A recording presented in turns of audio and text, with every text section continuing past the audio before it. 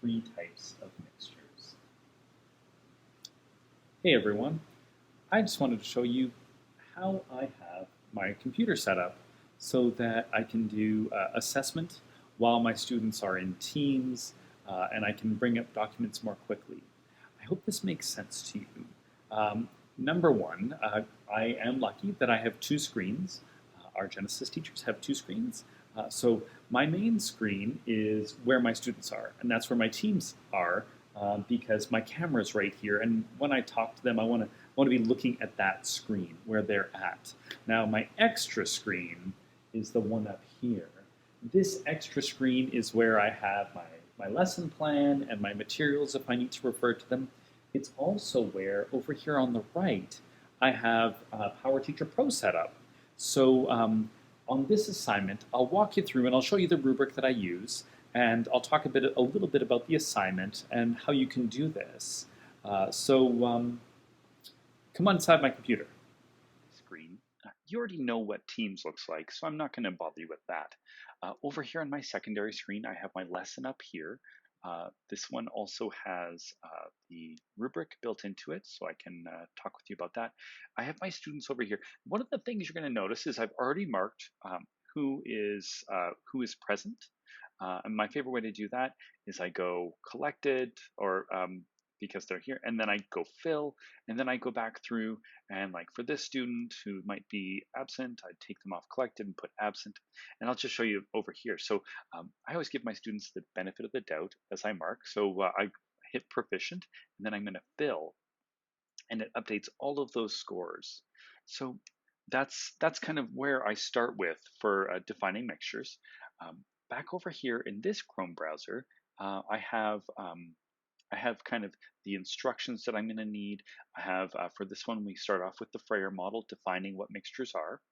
There's also a little bit of coverage because I have the Edmonton Public Schools chemistry unit here.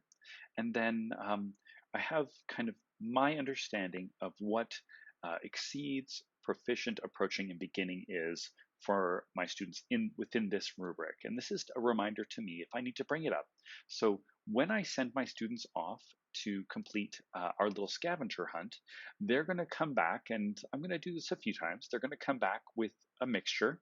It has to be the correct mixture that I said, and they're going to explain how it could be separated. So we'll have multiple chances for those students to explain those things.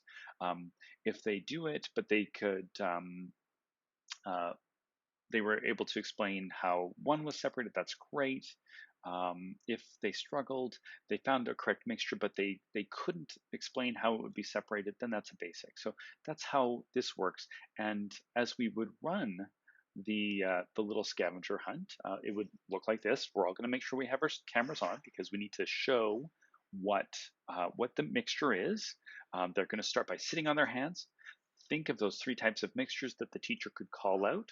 Think about maybe where they might be in their house, and then I'm going to call out as the teacher which mixture I want. Okay, I want you to get me a mixture of two solids. Go, and they go get the mixture, and they bring it back and they put it in front of the camera, and then I'll pick those students. I'll pick one of them. This is nice because I can kind of maybe jump around, keep track of where I need to be, and I can ask them, "Hey, did you figure out? Okay, you've got your mixture. It looks like it's correct. It's two solids. Fantastic. How would you separate that? Oh, you'd use wind? That is a great way to separate these mixtures. Excellent. Thank you so much." So I have my lesson here. I have my assessment here. I don't need to go and enter anything in an Excel spreadsheet or write anything down on a list. All I want to be able to do is show my students showing what they know really quickly. That way I'm not forgetting, I'm just plunking it right in.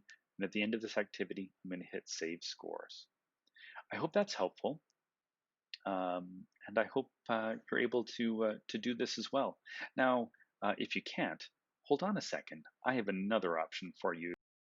So for those of you that only have the one screen, on a Mac, you would do Command Tab. Switches you over from one application to the other, Command Tab back. And if you are on a PC, Alt Tab is what you would use. This is also useful for Chromebooks. So on your PC as a teacher, you would hit your Alt tab, take you to Teams. You could watch what your students are doing, what they've brought to you in the case of our science experiment here. Then jump over, Alt tab into your Chrome browser to that tab and enter PowerTeacher Pro. Well, that student is going to change up his score to approaching, and then Alt tab back to continue to watch the next student as they answer the information that I've requested. I hope that's helpful.